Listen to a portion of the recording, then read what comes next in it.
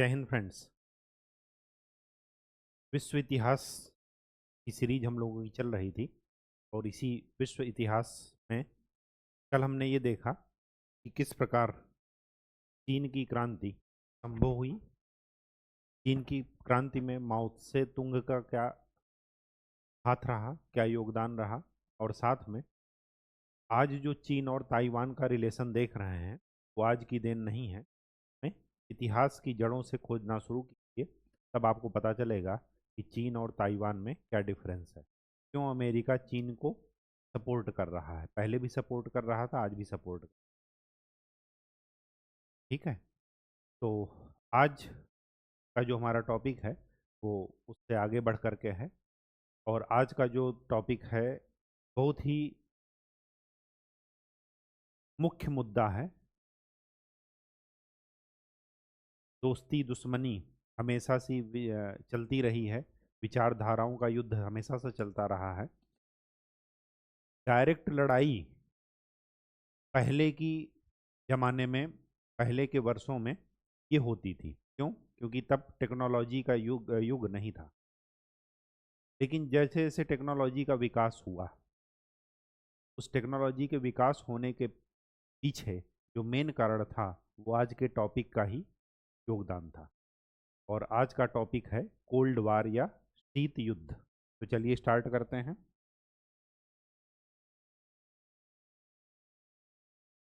Cold war, शीत युद्ध।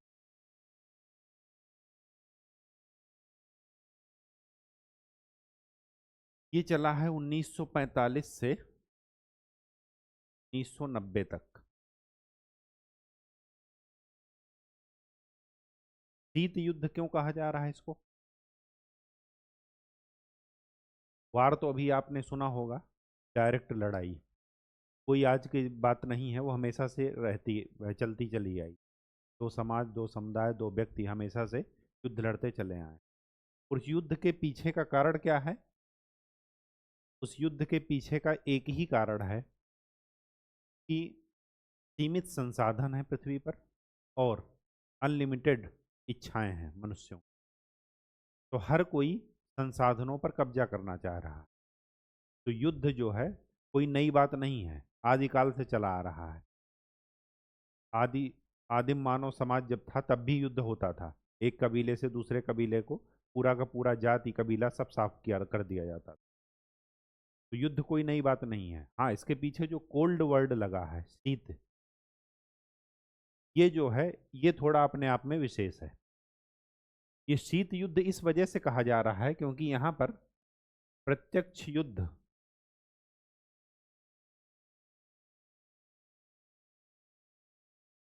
आशंका या माहौल संशंकित रहता है। मतलब ये लगता है कि कब युद्ध हो जाए। पूरा माहौल बन रहा लेकिन युद्ध नहीं हो रहा है। ठीक है, प्रत्यक्ष युद्ध की आशंका बनी है लेकिन प्रत्यक्ष युद्ध हो नहीं रहा।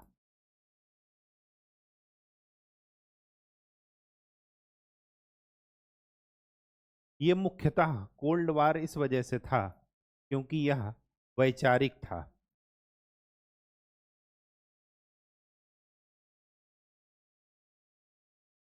प्रत्यक्ष नहीं था, वैचारिक युद्ध था।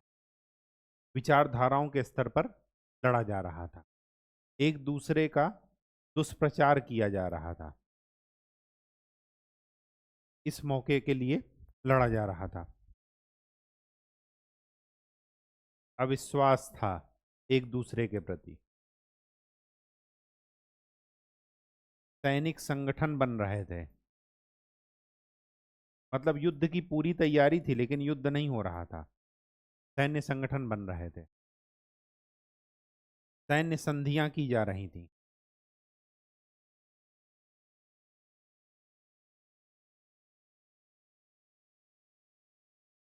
जोड़ तोड़, मोल भाव, नेगोशिएशन।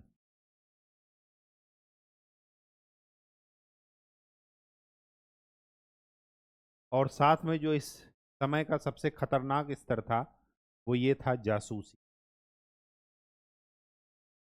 जासूसी, ये सारी चीजें इस टाइम पीरियड में चल रही हैं। पूरा माहौल बना हुआ है, बस एक ही चीज बाकी है, अटैक होना। या तो कोई अटैक कर दे या हम किसी पर अटैक कर दें, बस यही बाकी है। बाकी तैयारी पूरी चल रही।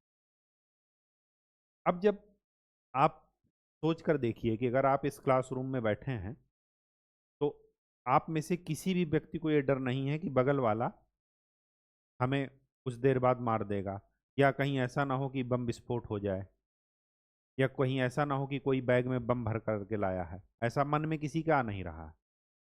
क्यों? क्योंकि वो ऐसा माहौल बना हुआ है। इतना सबको विश्वास है कि नहीं, क्लासरूम है, क्लासरूम चल रही है, सब कुछ सही है। या बाजार में आप जा रहे हैं, लेकिन वहीं आप पाकिस्तान में चले जाइए, वहीं आप अफगानिस्तान में चले जाइए, तो वहाँ पर सशंकित हैं कि पता नहीं कौन सा टिफिन में बम रखा हो और बम विस्फोट हो जाए। तो ठीक वैसा ही माहौल यहाँ पर, पाकिस्तान अफगानिस्तान का तो मैंने एक एग्जाम्पल दिया, ठीक वैसा ही माहौल दुनिया के सामने चल रहा था, देशों देशों के प्रति, एक देश से दूसरे देश के प्रति। इन सब परिप्रेक्ष्य में जो मुख्य मुद्दा था, किसके किसके बीच में लड़ाई थी, ये लड़ाई थी दो गुटों, दो विचारधाराओं,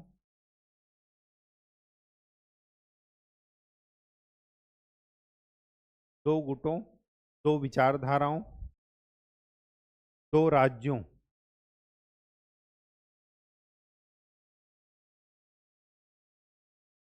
और दो पद्धतियों के बीच ये लड़ाई थी, युद्ध था। दो गुट कौन कौन से थे? गुट थे, एक तो नाटो सैन्य संगठन था और दूसरा था वारसा। ये था पूंजीवाद का प्रतिनिधि। यूक्रेन इसी में बर्बाद हुआ जा रहा है आज के हाल फिलहाल में। नाटो की सदस्यता के लिए नाटो किसके अगुवाई में था? इसका नेता कौन था? संयुक्त राज्य अमेरिका। वारसा यूएसएसआर, सोवियत संघ रूस। सोवियत संघ रूस। दो विचारधाराएं कौन सी थी? पूंजीवाद और साम्यवाद। पूंजीवाद का प्रणेता कौन था? अमेरिका और ब्रिटेन, या अमेरिका के साथी। साम्यवाद यूएसएसआर का नेता था और उसके साथ चीन और नॉर्थ कोरिया भी शामिल थे। दो राज्य कौन से थे? यूएसए और यूएसएसआर। दो पद्धतियां कौन सी थी? एक थी डेमोक्रेसिक, लोकतंत्र, और दूसरा था तानाशाही या राजशाही।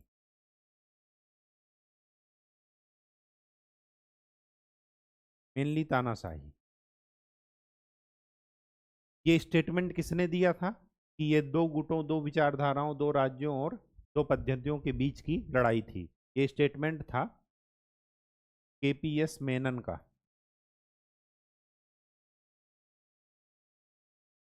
केपीएस मेनन। नेहरू जी ने क्या कहा इसको?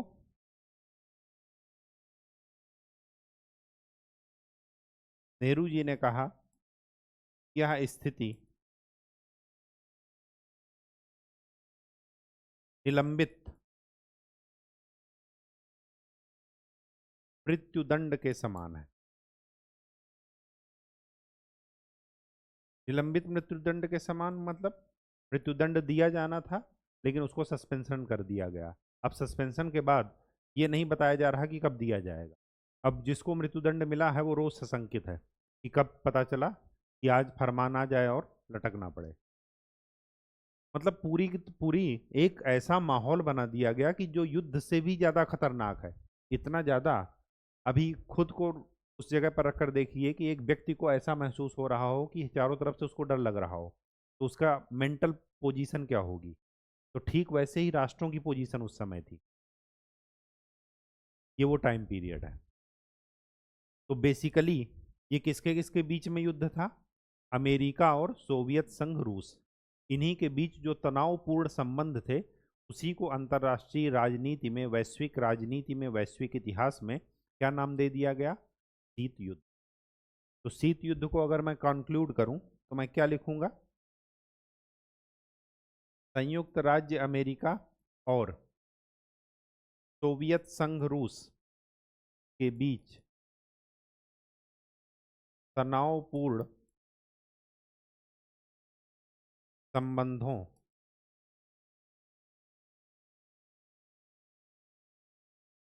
का काल या समय क्या है। शीत युद्ध। और कुछ नहीं। तो क्या ये संबंध शुरुआत से ही ऐसे रहे हैं। नहीं। ये वही रूस है जो साम्यवाद का नेता कह रहा है। ये वही रूस है जो प्रथम विश्व युद्ध में इनके साथ मिलकर के लड़ा था, अमेरिका के साथ था। फिर प्रथम विश्व युद्ध के बाद जब रूस की क्रांति हो गई तो वो क्या हो गया, अलग हो गया। दोनों एक दूसरे के कट्टर दुश्मन। उसके बाद यहाँ पर पूंजीवाद है और इस यहाँ पर क्या आया, साम्यवाद आया। प्रथम विश्व युद्ध के बाद, प्रथम विश्व युद्ध के समय ही सेकेंड वर्ल्ड वार में ये दोनों फिर एक साथ हो गए। आप देखिए, मैं आपको बताता हूँ ना, हमेशा बार बार कहता हूँ कि ना तो कोई आपका परमानेंट दुश्मन है, ना कोई परमानेंट मित्र, फ्रेंड है। केवल एक ही चीज परमानेंट है आपके लिए, वो क्या है, आपका अपना हित। वही चीज देखिए, विचारधारा के उसमें लड़ाई कर रहे हैं ये, एक दूसरे के कट्टर दुश्मन, लेकिन फर्स्ट वर्ल्ड वार में साथ लड़े, सेकेंड वर्ल्ड वार में साथ लड़े, एक हो गए। तो कुछ तो बात रही होगी ना। ठीक है, चलिए। अब जो ये शीत युद्ध है,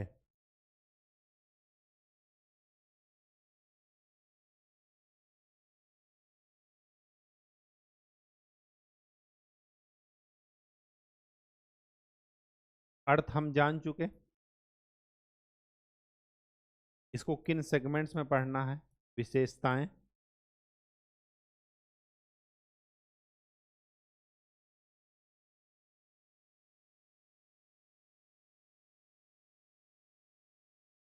कारण, तनाव, शैथिल्य। शैथिल्य का मतलब कमी, और लास्ट है प्रभाव।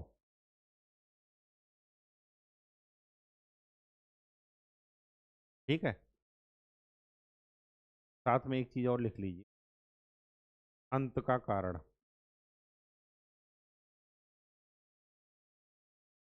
अर्थ हम समझ चुके। अर्थ क्या था कि दो महाशक्तियों के बीच में, जो कि अलग अलग दो विचारधाराओं का प्रतिनिधित्व कर रही थी, अलग अलग दो पद्धतियों का प्रतिनिधित्व कर रही थी, अलग अलग दो राज्यों का प्रतिनिधित्व कर रही थी, ऐसी दो महाशक्तियों के बीच जो तनावपूर्ण संबंध थे, उन्हीं को क्या कहा गया, शीत युद्ध। क्या विशेषताएं थी इस समय की विशेषताओं में। सबसे पहली विशेषता थी जासूसी। जासूसी करना एक दूसरे के प्रतिष्ठानों की, एक दूसरे के राजनेताओं की, एक दूसरे के सैन्य संगठनों की, इनकी जासूसी करना। दूसरा, वैचारिक दुष्प्रचार, एक दूसरे के उसमें क्या करना, दुष्प्रचार फैलाना कि इन्होंने ऐसा कर दिया, ये हत्यारे हैं, हम बिल्कुल पाक साफ हैं, हमारा रिकॉर्ड का अच्छा रहा है, हम मानवाधिकार के अगुआ हैं, जबकि अपने देश में मानवाधिकार का हनन हो रहा है फिर भी बता रहे हैं। अच्छा, एक इंटरेस्टिंग बात आप सोच कर देखिए, मानवाधिकार की बात हमेशा पूंजीवाद देश करते हैं, कभी भी साम्यवादी देशों में आपको मानवाधिकार जैसी कोई बात नहीं मिलेगी। चाहे वो रसिया की बात हो, चाहे वो चाइना की बात हो, चाहे वो नॉर्थ कोरिया की बात, ये सब साम्यवादी देश हैं। कभी यहाँ पर आपने सुना कि मानवाधिकार का हनन हो रहा है?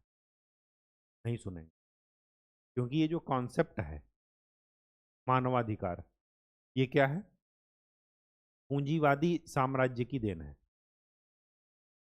पर्यावरण संरक्षण की बात ये करेंगे, है तो वो सभी के लिए इक्वल, लेकिन बात की जाएगी।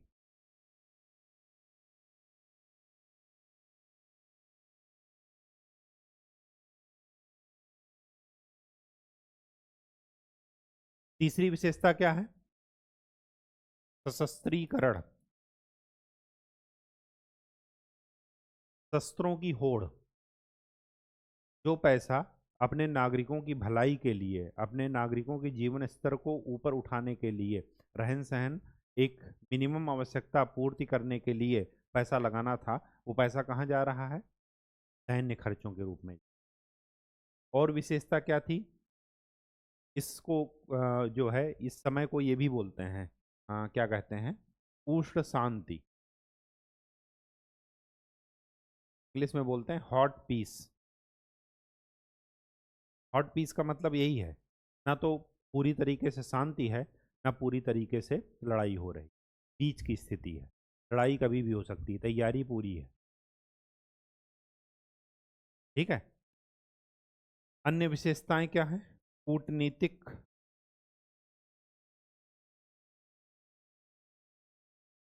संबंध। जो अमेरिका आज चीन के विरुद्ध भारत का सपोर्ट कर रहा है, वही अमेरिका बांग्लादेश के बनने के समय पाकिस्तान की मदद के लिए युद्धपोत भेज दिया था बंगाल की खाड़ी में। तो भारत ने क्या किया? यूएसएसआर से मदद मांगी थी, पहले ही संधि कर ली थी, साथ में यूएसएसआर का युद्धपोत भी आ गया था। अब जब दो महाशक्तियों के बीच, जैसे आज यूक्रेन है, दो महाशक्तियों के बीच का क्या क्या है, अखाड़ा बना हुआ है, ठीक वैसे ही, जबकि प्रत्यक्ष रूप से दोनों महाशक्तियां आमने सामने नहीं आ रही हैं। अमेरिका डायरेक्ट वहां पर लड़ने नहीं जा रहा है, लेकिन वो यूक्रेन को मदद कर रहा है। पूंजीवादी देश डायरेक्ट यूक्रेन के पास, डायरेक्ट रसिया से लड़ने नहीं जा रहे हैं साम्यवादी देश से, क्योंकि उन्हें पता है कि अगर हम एक हुए तो सारे साम्यवादी देश भी एक हो जाएंगे, और रसिया और चाइना मिलकर के बहुत मारेंगे। ठीक है। तो ये सब क्या है? विशेषताएं हैं। कूटनीतिक संबंध। हाल फिलहाल मतलब, ये एक दो एग्जाम्पल आप याद रखेंगे ताकि आपको चीजें जो है समझ में आती रहें। ठीक है। चलिए, कारण।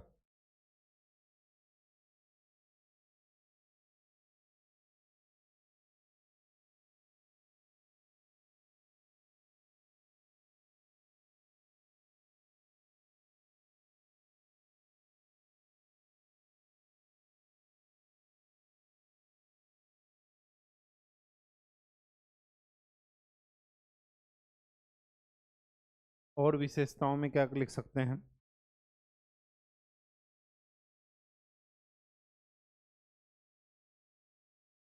विशेषताओं में एक विशेषता और लिख सकते हैं कि सक्रिय युद्ध की अपेक्षा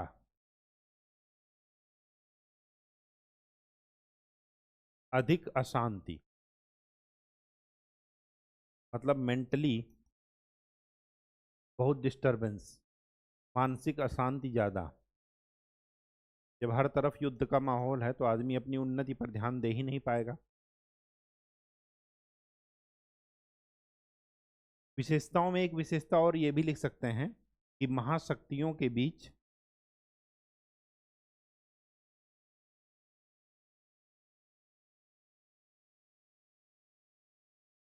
सीधी टकराहट नहीं,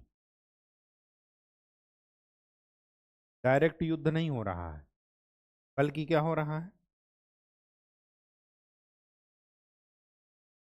सैन्य संगठन बन रहे हैं, जैसे नाटो बन गया, वारसा बन गया, प्लस गुटबाजी हो रही है, अपनी अपनी तरफ शामिल करने की बात की जा रही है।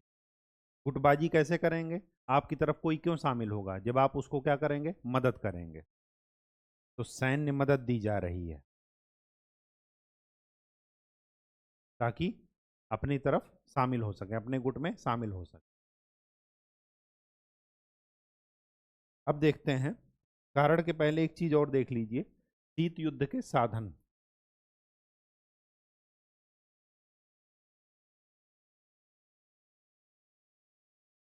उनमें सबसे पहला साधन था वैचारिक युद्ध।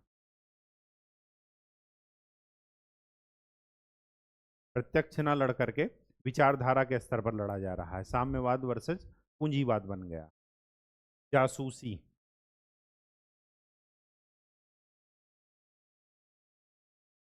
तीसरा क्या है? दुष्प्रचार, सही इंफॉर्मेशन न देना, उसका दुष्प्रचार करना। चौथा, छोटे एवं अल्प विकसित जो लीस्ट डेवलपिंग कंट्रीज हैं, देशों को आर्थिक सहायता।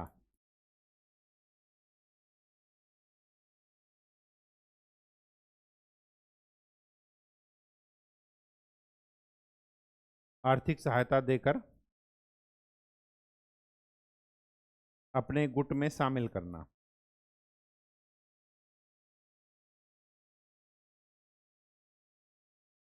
अपने गुट में शामिल करना।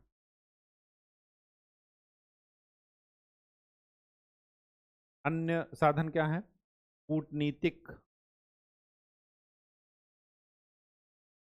संबंध बनाना,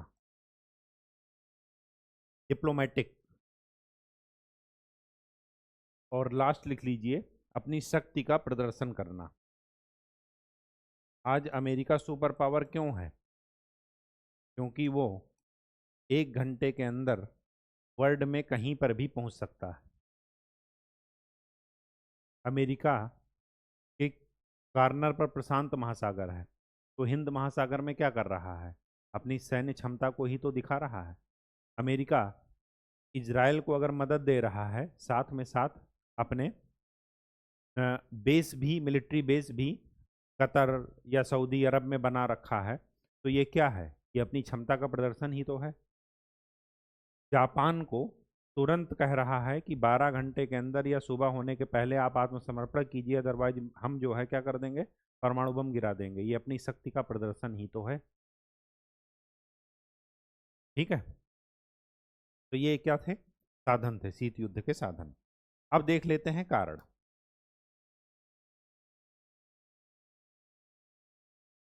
कारण तुरंत तो कोई चीज़ शुरू नहीं होती, बैकग्राउंड में, हिस्टोरिकल बैकग्राउंड में कुछ ना कुछ चलता रहता है। अगर हम इतिहास उठाकर देखें पहले पूर्व वर्षों में, तो कुछ गलतियां संयुक्त राज्य अमेरिका से भी हुई और कुछ रूस से भी हुई, और प्रॉपर अंडरस्टैंडिंग बन नहीं।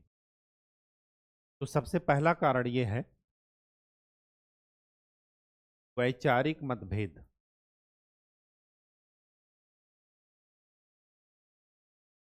वैचारिक मतभेद किसका? पूंजीवाद और साम्यवाद या समाजवाद के बीच में। अमेरिका ने इसको एक प्रतिद्वंदी समझा, और समझने की बात ही है कि जो कैपिटलिस्ट कंट्री होगी वो हमेशा कम्युनिस्ट कंट्री को क्या करेगी? प्रतिद्वंदी समझेगी ही समझेगी। क्योंकि पूंजीपति और मजदूर ये एक साथ नहीं चलेंगे। पूंजीपति चाहेगा कि मजदूर अलग थलग पड़ा रहे, और मजदूर चाहेगा कि पूंजीपति कम संख्या में हैं, हमें ज़्यादा, ये हमारा शोषण कर रहे हैं, हमें ज़्यादा मिलना चाहिए, इनको कम, क्योंकि सारा मेहनत तो हम कर रहे हैं। तो वैचारिक वैचारिक मतभेद शुरू से ही था, और ये आज का नहीं, आज काल से है ये चीज़ कि समाज में दो वर्ग हमेशा से व्याप्त हैं। एक वो जिसका शोषण हो रहा है, दूसरा वो जो शोषण कर रहा है। दूसरा कारण ये है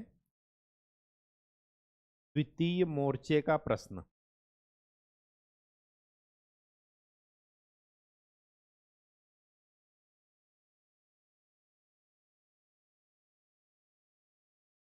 द्वितीय मोर्चा कहाँ से आया? द्वितीय मोर्चा आया जब हिटलर ने जर्मनी ने रसिया पर आक्रमण किया। तो मैंने आपको बताया कि हिटलर और मुसोलिनी ये क्या थे? ये साम्राज्य पूंजीवाद की ही देन थे दोनों, और वो पूंजीवाद के लिए ही नासूर बन गए। क्यों? क्योंकि वो इसी साम्यवाद का डर दिखा करके उनसे मदद ले रहे थे और उससे अपनी सैन्य शक्ति बढ़ा रहे थे। अब जब इन्होंने आक्रमण किया रसिया पर, तो रसिया ने क्या कहा? ब्रिटेन और अमेरिका से कहा कि आप जर्मनी पर पीछे से अटैक कीजिए, दूसरा मोर्चा खोलिए उसके युद्ध के लिए, ताकि वो अपनी सेनाएं क्या करें? डाइवर्ट करें, जो रसिया की तरफ आ रहे हैं। लेकिन वो लोग सुन ही नहीं रहे। जब सुनेंगे नहीं तो स्वाभाविक सी बात है कि मन में अविश्वास तो होगा। होगा या नहीं होगा? बिल्कुल होगा। ठीक है, तो द्वितीय मोर्चे का प्रश्न क्या था? कि रूस के द्वारा, यूएसएसआर के द्वारा बार बार ब्रिटेन और अमेरिका से जर्मनी पर दूसरी तरफ से आक्रमण करने को कहा गया। आपको 1965 का युद्ध याद है? लाल बहादुर शास्त्री के समय भारत पाकिस्तान का हुआ था। तो जब कश्मीर की तरफ से उनका ध्यान डाइवर्ट करना था, तो लाल बहादुर शास्त्री जी ने सेना को आदेश दिया कि आप अमृतसर वाली की तरफ से, मतलब सीमा से अटैक कीजिए। और कहा जाता है कि लाहौर कुछ ही दूरी पर था, शायद 18 किलोमीटर या 20 किलोमीटर बचा था जब जा करके युद्ध विराम हुआ। तो इस 2-3 मोर्चा इसी वजह से खोले जाते हैं कि एक तरफ से सेना का ध्यान क्या हो? डाइवर्ट हो, कमजोर पड़े सेना। ठीक है, और इस मांग को क्या कर दिया गया? इस मांग को अनसुना किया गया। इनकी हिस्ट्री, ब्रिटेन, यूएसए, पूंजीवाद देशों की हिस्ट्री बहुत कमाल की है। कमाल की ये है, जहाँ पर इनका इंटरेस्ट रहेगा, ये वहाँ पर पर्यावरण का मुद्दा भी लेते आएंगे, वहाँ पर मानवाधिकार को इनको चिंता होने लगेगी, वहाँ पर ये लोकतंत्र की चिंता करेंगे, वहाँ पर ये लोगों की चिंता करेंगे। ये वही ब्रिटेन है जब जापान ने चीन पर आक्रमण किया। कल मैं आपको बताना भूल गया था चीन की क्रांति में, जब 1905 में जापान ने आक्रमण किया तो मंचूरिया का दक्षिणी प्रदेश ले लिया, दक्षिणी भाग। 1931 में फिर से आक्रमण किया। अब बाकी लोग बार बार कह रहे हैं कि आप रोकिए रोकिए, लेकिन उस समय ये लोग क्या कर रहे थे? सब के सब पूंजीवाद देश जापान की तरफ से थे। क्यों? क्योंकि एक साम्यवादी देश रसिया बन चुका था, तो रसिया को काउंटर करने के लिए उन्होंने जापान की मदद की। तो ये वजह क्या दे रहे हैं? जब वहां पर संयुक्त राष्ट्र संघ तो 1945 में बना था, उसके पहले राष्ट्र संघ बना था। तो राष्ट्र संघ में जानते हैं क्या कह रहे हैं ये? जब इनको कहा गया कि आप, जैसे आज दबाव संयुक्त राष्ट्र संघ में डाला जा रहा है अमेरिका पर कि आप इजराइल को रोकिए रोकिए, लेकिन वैसे ही ब्रिटेन को उस समय कहा जा रहा था कि आप जापान को रोकिए। तो ब्रिटेन जानते हैं क्या कह रहा था? कह रहा था इतनी ज़्यादा उसकी जनसंख्या है तो उसकी मजबूरी है एक्सपेंशन करना। सोचिए, इनका तर्क देखिए कि अगर वो नहीं करेगा एक्सपेंशन तो हमारा भारत में मैंने आपको बताया जहाँ पर गरीबी ज़्यादा होती वहाँ पर ये साम्यवादी विचारधारा पनपने का बहुत अच्छा ब्रीडिंग ग्राउंड मिलता है। तो ये चाह रहे थे कि अगर हम जापान को रोक देंगे तो यहाँ पर हो सकता है साम्यवादी सरकार आ जाए, हमारा उपनिवेश नहीं रहेगा भारत, और भारत तो क्या, चीन भी नहीं रहेगा। जबकि माओ ने जो है सबको उखाड़ फेंक दिया, जापान को भी, ब्रिटेन को भी, अमेरिका को, सबको, पूरे चीन पर। जब साम्यवादी विचारधारा, एक साम्यवादी कम्युनिस्ट चीन की उदय हुआ 1949 में। ठीक है, तो ये तो है इन पूंजीवादी देशों की हाल। इनके लिए अपना क्या है? केवल और केवल पैसा इंपॉर्टेंट है। हर वो चीज़ जो बिक सकती है वो ये बेच देंगे। ठीक है, द्वितीय मोर्चे का प्रश्न ये था। तीसरी बात यह है, फाल्कन समझौते का उल्लंघन। बाल्कन समझौते का उल्लंघन।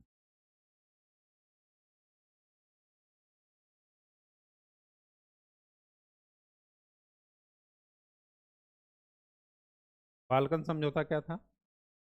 बाल्कन समझौता किया गया था फर्स्ट वर्ल्ड वार के बाद। फर्स्ट वर्ल्ड वार के बाद क्या हुआ था, क्योंकि साम्यवादी तब तक रसिया भी आ गया था साथ में, तो पूंजीवाद साम्यवाद के बीच में वैचारिक मतभेद बन चुके थे। अब क्या हुआ यहाँ पर,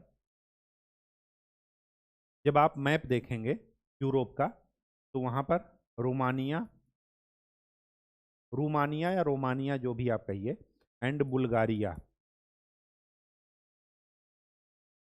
इस पर तो अधिकार दिया गया यूएसएसआर को, सोवियत संघ रूस को। जो ग्रीस है, ग्रीस मतलब यूनान, इस पर अधिकार दिया गया ब्रिटेन को।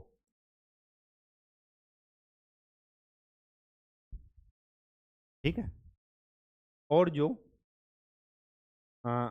यूगोस्लाविया,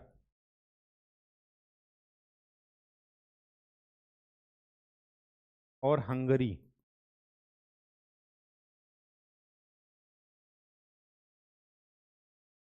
ये दोनों के बीच में विभाजित था। मतलब इस पर ब्रिटेन का भी अधिकार था और यूएसएसआर का भी।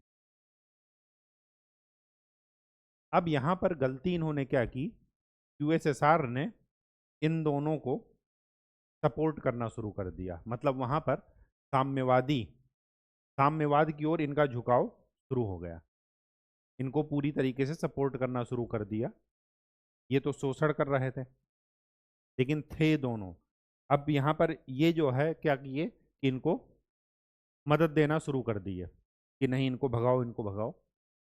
अब यहाँ पर क्या हुआ कि जो ब्रिटेन मतलब पूंजीवादी देश हैं, उन्होंने ये सोचा कि ये अब क्या कर रहे हैं, साम्यवाद का प्रसार कर रहे हैं, कम्युनिज्म का क्या कर रहे हैं, प्रसार कर रहे हैं, एक्सपेंशन कर रहे हैं। तो ये एक गलत मैसेज गया। तो इसकी वजह से भी ये भी एक कारण में गिना जाता है। चौथी बात, जो सबसे ज्यादा मोस्ट इंपॉर्टेंट रीजन है शीत युद्ध स्टार्ट होने का, परमाणु बम के रहस्य को छुपाए रखना। आपको पता होगा जब जापान ने पर्ल हार्बर पर आक्रमण किया, तो अमेरिका ने द्वितीय विश्व युद्ध में भाग ले लिया डायरेक्ट रूप से। अब हुआ क्या, युद्ध चल रहा है, साथ में उनकी रिसर्च भी चल रही है एटम बम वाली। अब जब रिसर्च चल रहा है, जब ये प्रोजेक्ट सक्सेस हो गया, तो सक्सेस होने के पहले बार बार जापान को चेतावनी दी जा रही है कि आप 2 दिन के अंदर सरेंडर कीजिए, 3 दिन के अंदर सरेंडर कीजिए, या इतने तारीख तक अगर आप सरेंडर नहीं करते हैं तब हम कुछ एक्शन लेंगे या डायरेक्ट अटैक करेंगे, आपकी धरती पर जा करके कब्जा करेंगे। जैसे ही रिपोर्ट ये मिली कि टेस्ट हमारा सफल हो गया, परमाणु बम बन गया है, तो कैप्टन ने कहा कि नहीं अभी आपको करना है सरेंडर।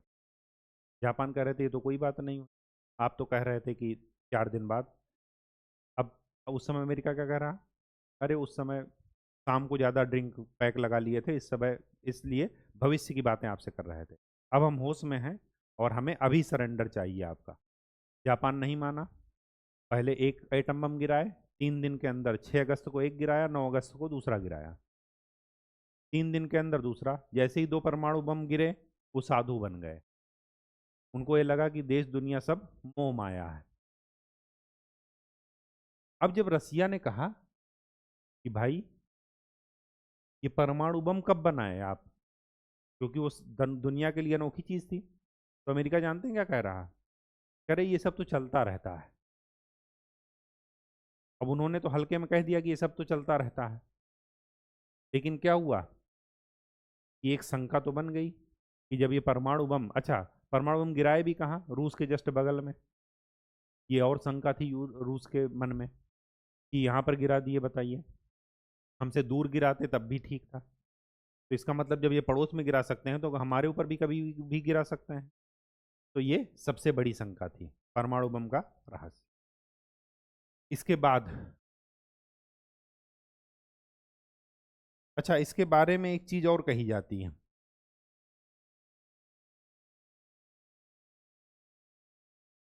इसके बारे में एक चीज ये कही जाती है कि परमाणु बम ने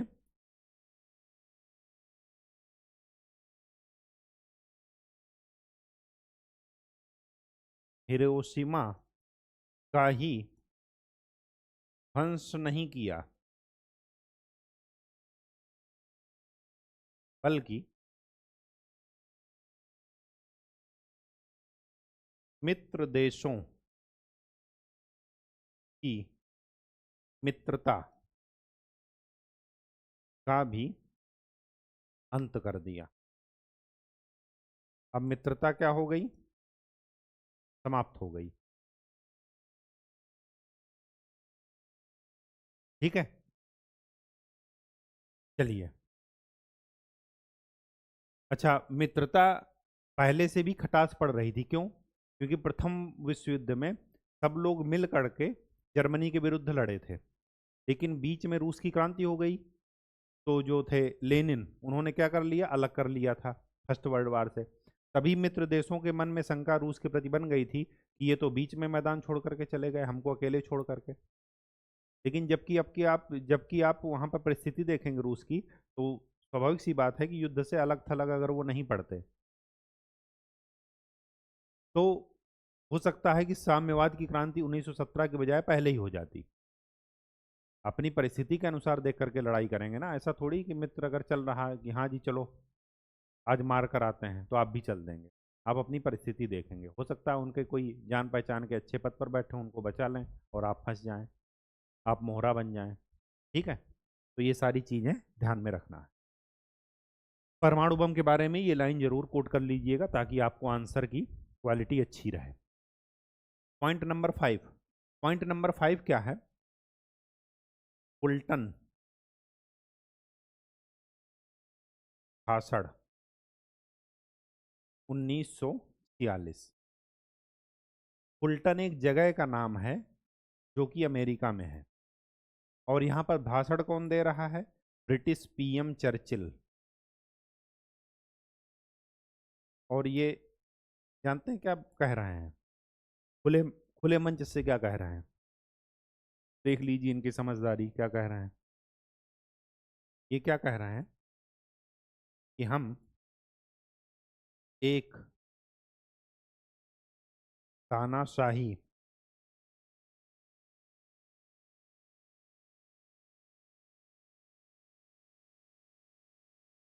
स्वरूप के स्थान पर दूसरे तानाशाही स्वरूप को स्थापित नहीं होने दें। ये खुले वर्ड में इन्होंने कह दिया।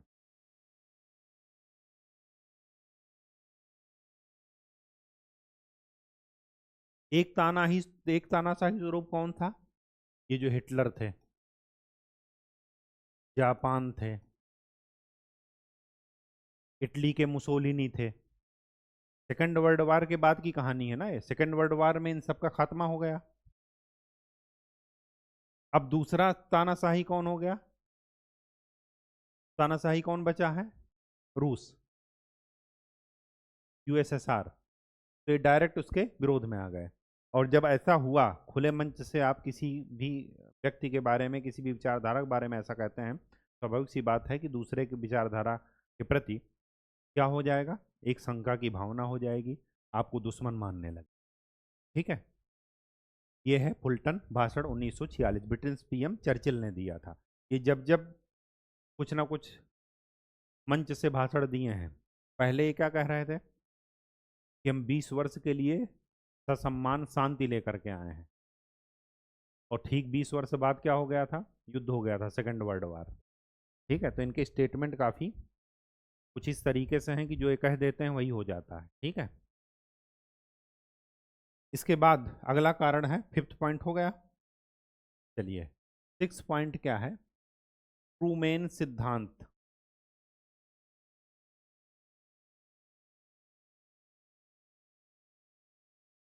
ट्रूमैन सिद्धांत 1947।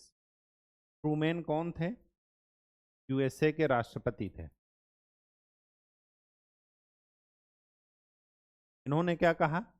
इनका सिद्धांत क्या था कि हम सैन्य और आर्थिक मदद दे करके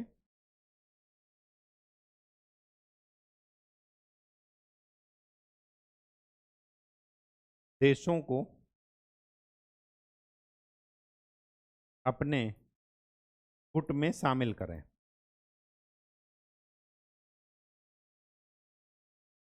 और साम्यवाद के प्रसार को रोकें। आपको याद हो,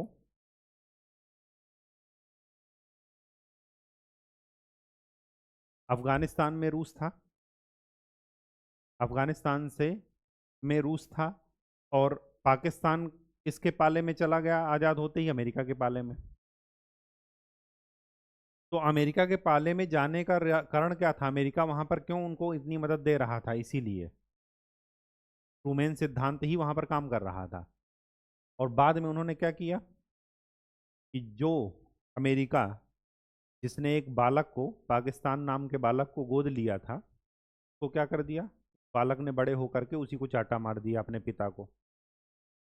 तब अमेरिका कह रहा कि you are bad boy, not good boy, जब लादेन ने वर्ल्ड ट्रेड सेंटर पर हमला किया। अच्छा, अफगानिस्तान में किसकी उपस्थिति थी? सोवियत संघ, रूस की। भारत वैसे भी डरा था कि दो महाशक्तियां ठीक पड़ोस में। तो भारत ये चाह रहा था कि ठीक है, अमेरिका, अफगानिस्तान से रसिया की वापसी हो जाए, वो ठीक है, लेकिन इस तरीके से ना हो जिस तरीके से इन लोगों ने किया। मुजाहिदीन को तैयार करके उसके विरुद्ध प्रशिक्षण दे करके उसके विरुद्ध लगाया, और उसके बाद उन्होंने ही उसको क्या कर लिया? वर्ल्ड ट्रेड सेंटर पर अटैक कर दिया।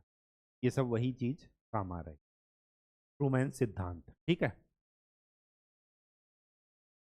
सेवेंथ पॉइंट, U2 विमान कांड 1960। ये एक जासूसी विमान था।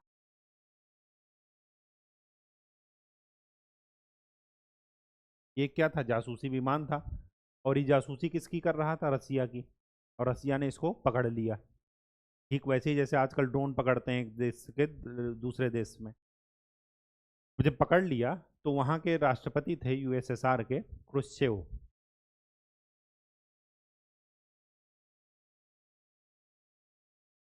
का पूरा नाम मुझे नहीं पता है, मतलब भूल रहा हूं मैं। व्लादिमीर क्रुश्चेव या ऐसे कुछ ना।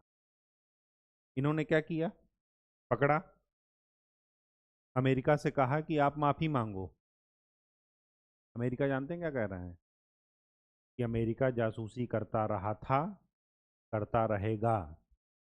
मतलब वो अपना अधिकार बता रहे हैं।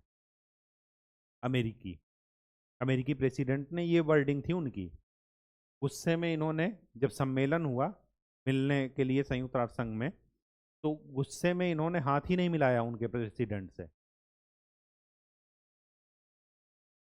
मतलब एक आप गलती भी करें और उसके बाद उसमें अपना अधिकार जमाएं कि नहीं, ये हमारा अधिकार है। ठीक है, U2 विमान कांड। अब इसका असर क्या हुआ? ये था 1960, लिख दिए हैं। और एक लास्ट कारण लिख लीजिए, 8th नंबर, क्यूबा संकट, क्यूबा मिसाइल संकट। ये 1962 की बात है। क्यूबा एक देश है, इसको चीनी का कटोरा भी बोला जाता है, सबसे ज़्यादा चीनी यहाँ पर होती है। साम्यवादी देश है। फिदेल क्रास्तो आपने नाम सुना होगा, वो जो है यहाँ के नेता थे। क्यूबा अमेरिकी, मतलब जहाँ ये पनामा वगैरह है वहीं पर पास में ही है क्यूबा। वेस्ट इंडीज़ के पास मान लीजिए, जहाँ पर जमैका वगैरह है। जमैका के उसैन बोल्ट हैं धावक, ठीक है। तो क्यूबा में कम्युनिस्ट देश है ये, साम्यवादी देश।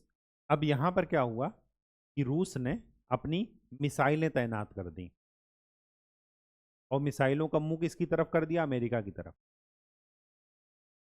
अब अमेरिका ने इसको क्या किया? प्रत्यक्ष युद्ध की धमकी माना। अब थर्ड वर्ल्ड वार जिसे आप कहते हैं, थर्ड वर्ल्ड वार होने की पॉसिबिलिटी पूरी तरीके से यहां पर थी। जब रसिया ने वहां पर परमाणु मिसाइलें अपनी तैयार कर दी, तैनात कर दी क्यूबा में, और उसका मुंह अमेरिका की तरफ, तो अमेरिका ने उसकी घेराबंदी कर दी कि आप यहां से सबसे पहले अपनी मिसाइल हटाइए, क्योंकि एक महाशक्ति के बिल्कुल पास में दूसरी महाशक्ति की मिसाइलें अगर आकर के लग गई हैं।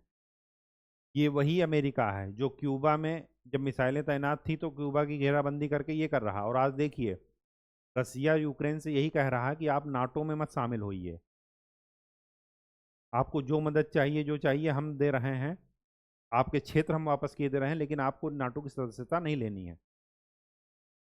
लेकिन अमेरिका, नहीं ठीक है, हम नाटो की सदस्यता उचित समय पर देंगे। देखिए वहां पर इतना हाहाकार हो रहा, लोग इतने मर रहे हैं, लेकिन अभी भी नाटो सदस्यता उनको नहीं मिली।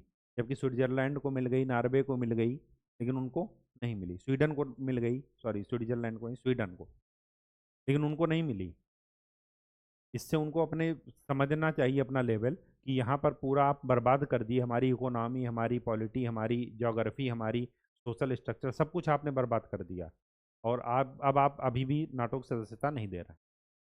जब इतने ही अमेरिका हितैषी हैं यूक्रेन के, तो दे देते।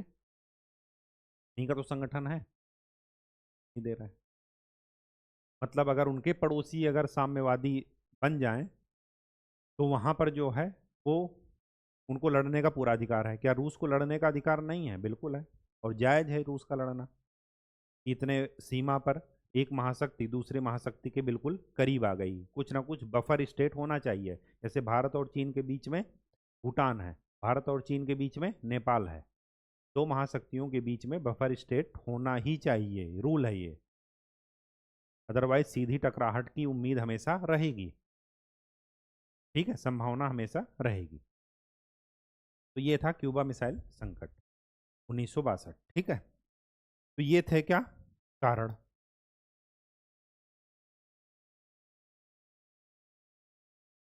अब देख लेते हैं क्या तनाव शैथिल्य।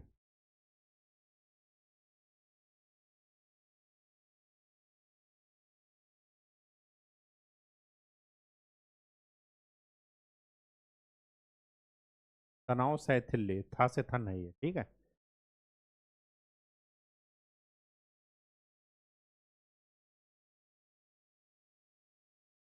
एक फ्रांसीसी वर्ड है जिसका नाम है दीतांत, ये फ्रांसीसी वर्ड है।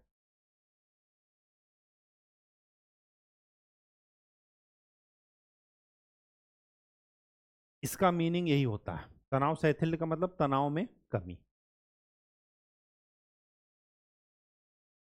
अब ध्यान से देखिए, अगर दो पक्ष आपस में लड़ रहे हैं तो कब तक लड़ेंगे? क्यों? क्योंकि आज तक जितने भी सॉल्यूशन हुए हैं, जितने भी समाधान निकले हैं, वो हमेशा एक टेबल पर बैठकर बात करके ही निकले हैं। लड़ाई से कोई समाधान नहीं निकला है, आज तक का रिकॉर्ड है। और नुकसान लड़ाई से दोनों पक्षों का हुआ है, किसी को कम हुआ, किसी को ज़्यादा हुआ। जो विजयी होता है उसको भी नुकसान होता है, लेकिन वो विजय के आवेश में आकर के नुकसान पर ध्यान नहीं देता, होता उसको भी नुकसान है। तो लड़ाई से किसी का भला नहीं हुआ। अब हमें यहाँ पर यह समझना है कि जो तनाव में कमी आई, तो कुछ ना कुछ परिस्थितियां रही होंगी। कोई एक पक्ष कमजोर रहा होगा और दूसरा पक्ष भी उस चीज को समझ रहा होगा कि हम भी इतने मजबूत नहीं हैं, हमारी भी कुछ रिक्वायरमेंट हैं। ऐसा नहीं कि उन्हीं की मजबूरी है युद्ध को रोकना, हमारी भी मजबूरी है। तो तनाव शैथिल्य शुरू हुआ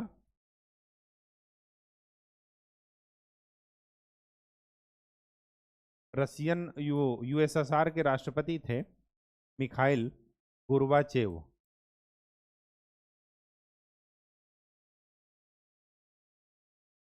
इनकी तरफ से पहल की गई।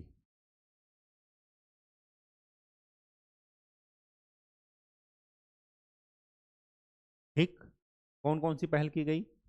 शांतिपूर्ण सह अस्तित्व,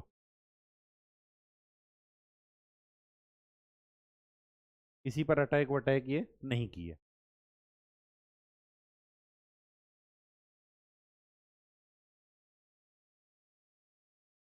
सशक्ति का सॉरी शस्त्रीकरण के कारण,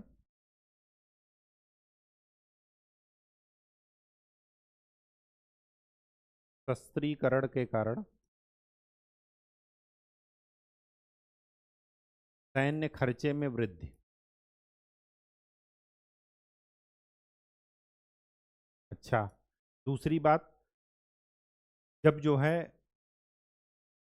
ये साम्यवादी देश हैं तो ये अपनी मार्केट पूरी तरीके से पूंजीवादियों के लिए पूरी तरीके से बंद किए हुए थे, जैसे स्टालिन ने किया था, याद है आपको, लेनिन ने। तो ठीक वैसे ही तो इनकी क्या हुआ, अर्थव्यवस्था पर भी प्रतिकूल प्रभाव पड़ा।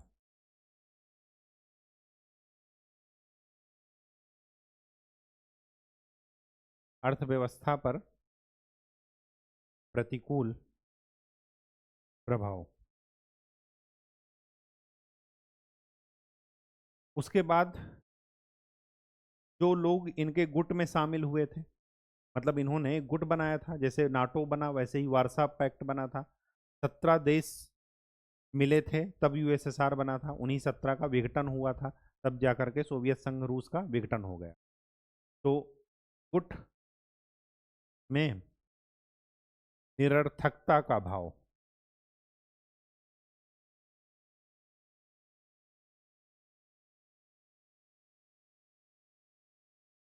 इसके बाद ये जो दो महाशक्तियों के चक्कर में बाकी लोग पिस रहे थे, उसी समय नेहरू जी ने एक नया सिद्धांत दिया था, गुट निरपेक्षता, मतलब हम किसी गुट में शामिल नहीं होंगे। गुट निरपेक्षता के सिद्धांत से भी इसको क्या मिला, कमजोर हुआ ये। ठीक है, गुट निरपेक्षता के सिद्धांत से भी मतलब ये सोचा जाता था कि जो लीस्ट डेवलपिंग कंट्रीज हैं वो साम्यवादी बन जाएंगी, क्योंकि वहाँ पर गरीबी ज़्यादा है। लेकिन ये एक नया विचारधारा आ गई थी तो लोग क्या किए, ना तो इस गुट सब में शामिल हुए पूंजीवाद में, ना साम्यवाद में, एक अलग तटस्थ रहने की वाली गुट, एक नया गुट जन्म ले लिया, गुट निरपेक्षता, नॉन अलाइनमेंट मूवमेंट, गुट निरपेक्ष आंदोलन एक शुरू, ठीक, नैम कहते हैं। ये हो गया। साथ में ये सब तो ठीक था, लेकिन साथ में अमेरिकियों को भी क्या जरूरत थी, अमेरिका को भी बाजार की जरूरत थी। तो वो भी ज़्यादा देर तक लड़ाई करने से इंटरेस्टेड नहीं था, लड़ाई करने में अमेरिका को भी बाजार की जरूरत थी। अब जब ये अपना क्या करेंगे, मार्केट खोलेंगे, तो वहाँ पर उनकी वस्तुएं जा कर के बिकेंगी, बिकेंगी तो उनको क्या मिलेगा, पैसा मिलेगा, सीधी सी बात ये। ठीक, तो ये थी भूमिका तनाव शैथिल्य की। अब देख लेते हैं अंत के कारण। शीत युद्ध हुआ तो उसका अंत हुआ तो उसका क्या कारण था? पहला, मिखाइल गोर्बाचेव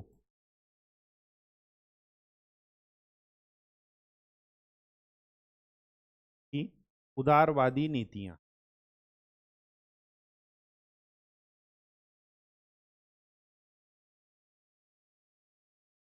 जब सेकेंड वर्ल्ड वार वो सॉरी कोल्ड वार खत्म किया इन्होंने, तो इनको नोबेल प्राइज दिया गया।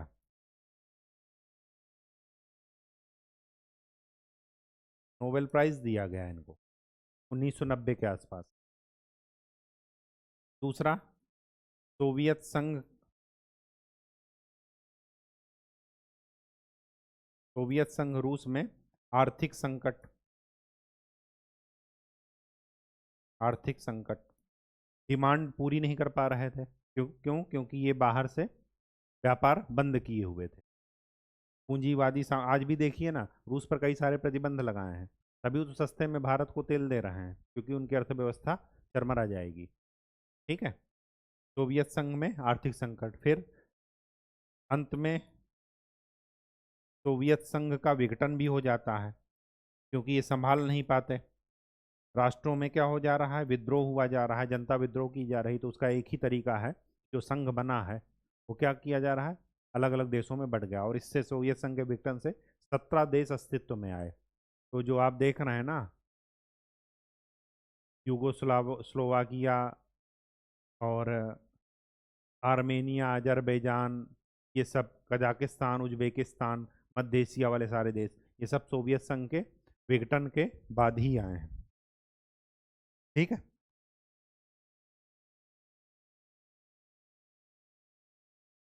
और क्या हुआ, और ये हुआ, पूर्वी यूरोपीय देशों में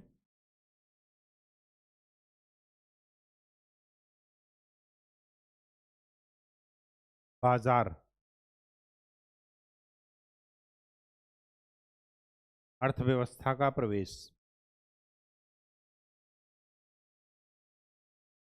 और जब लोगों के लिए इकोनॉमी मायने रखने लगी, स्वाभाविक सी बात है कि बाकी सारी वैचारिक तनाव अपने आप समाप्त हो जाएगा।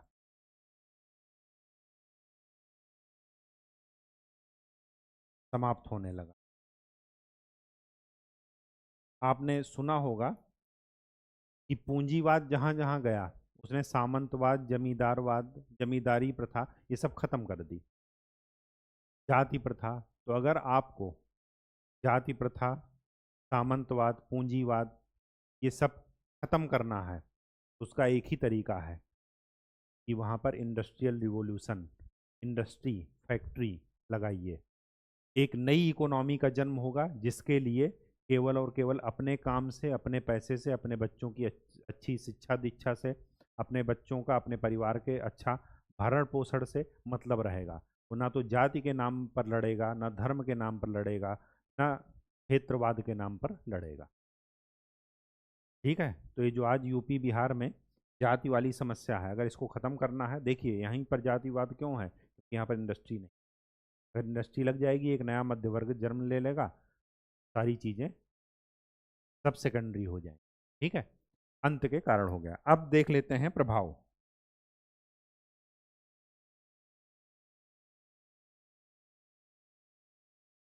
निगेटिव, नकारात्मक और पॉजिटिव। सबसे पहले ये देख लेते हैं कि निगेटिव में क्या क्या रहा।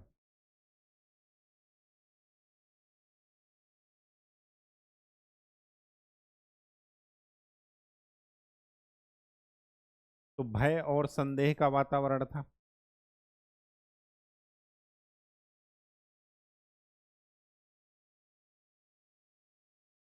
शस्त्रीकरण पर बल दिया गया था।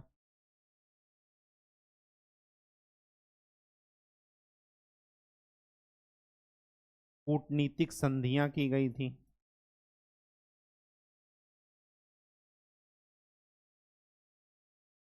कूटनीतिक संधियां की गई थी। चौथा, विभिन्न सैन्य संगठन का उदय हुआ। ये सब क्या थे, नेगेटिव परिणाम थे।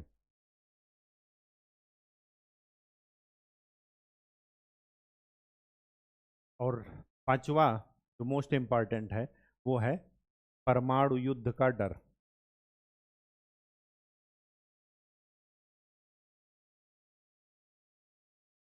ठीक है, क्योंकि परमाणु बम जैसी चीजों का जन्म हो चुका है। पॉजिटिव क्या थी, इसी समय अंतरिक्ष के क्षेत्र में होड़। नील आर्मस्ट्रांग कह रहे हैं कि सबसे पहला व्यक्ति था जो चंद्रमा पर गया था।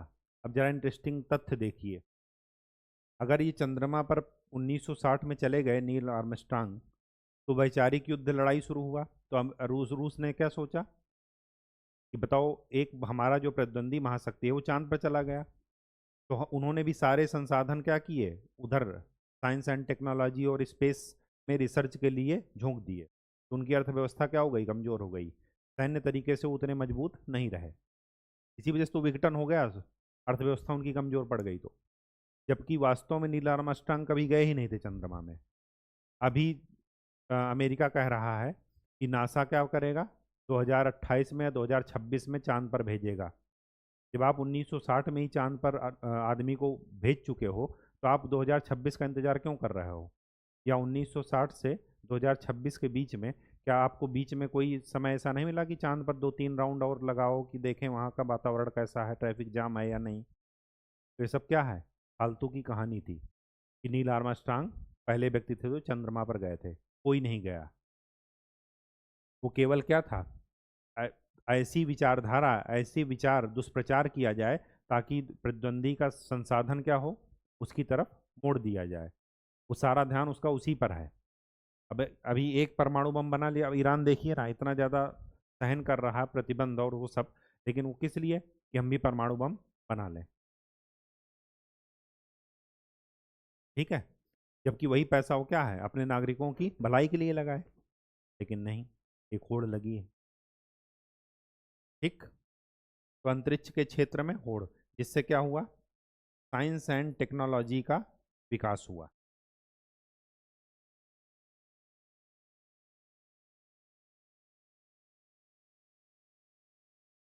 ठीक। रिसर्च एंड डेवलपमेंट पर बल दिया गया इस समय। जब अंतरिक्ष के क्षेत्र में होड़ हो गई सैटेलाइट की, तो सैन्य और संचार उपग्रह छोड़े गए। सैन्य और संचार उपग्रह, इनसे मौसम संबंधी जानकारी भी मिलती है, मतलब मौसम संबंधी उपग्रह भी छोड़े गए। ठीक है। और पॉजिटिव क्या था, कि इसने एक नई विचारधारा को जन्म दिया, जिसका नाम था गुटनिरपेक्षता। गुटनिरपेक्षता को बल मिला। जो कोल्ड वार की समाप्ति होगी, वो होगी सोवियत संघ के विघटन से। तो 1990 में समाप्त होता है। 1989 के आसपास मिखाइल गोर्बाचेव को क्या मिलता है, नोबेल प्राइज। और फिर उसके बाद सोवियत संघ का विघटन हो जाता है। ठीक है। तो आज के लिए इतना ही। नेक्स्ट लेक्चर में हम लोग सोवियत संघ के विघटन को पढ़ेंगे। तब तक के लिए खूब अच्छे से पढ़ाई कीजिए, मेहनत कीजिए, प्रीवियस ईयर क्वेश्चन चालू करते रहिए। धन्यवाद।